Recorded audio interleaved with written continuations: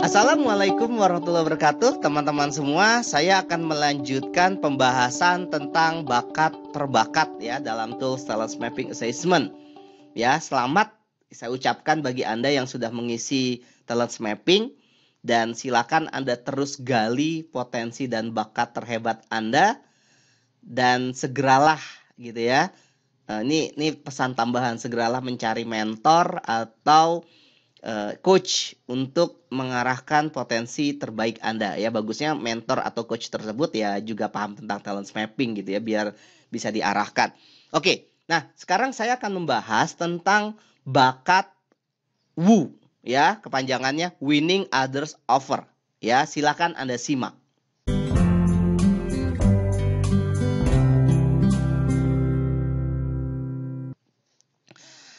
Nah, orang-orang dengan bakat WOO ya, dia senang dengan tantangan untuk bertemu dengan orang baru. Dia suka sekali sama orang baru. Bagi orang-orang WOO, ketika ada orang baru itu bergairah gitu ya bahasanya ya. Pengen kenal ya, dan pengen akrab, pengen segera akrab. Dan orang WOO itu memiliki kemampuan seperti itu gitu ya, mengakrabkan ya sama orang-orang yang baru dikenal. Nah, orang-orang WOO dia senang bertutur sapa dengan semua orang yang baru ditemuinya.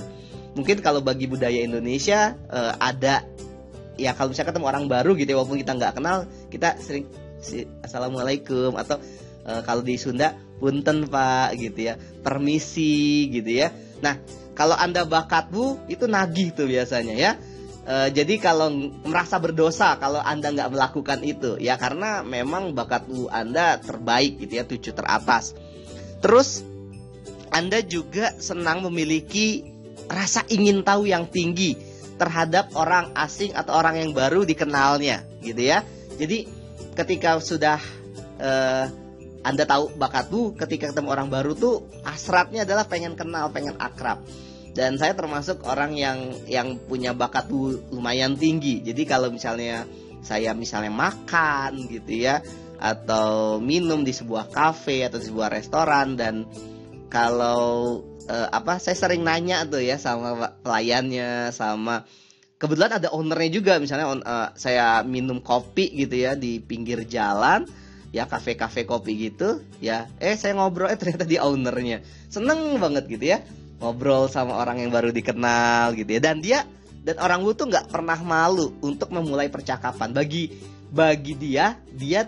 orang WOO nggak pernah kenal kata buntu ketika mulai percakapan. Selalu ada gitu ya, selalu ada aja ya percakapan yang bisa dimulai sama orang-orang yang baru dikenal, dan tidak pernah kehabisan topik pembicaraan ya. Saya merasakan itu gitu ya, ketika saya tahu bakat saya WOO dan ketemu orang baru, kayaknya tuh topik tuh ada aja gitu ya, nggak tahu dari mana.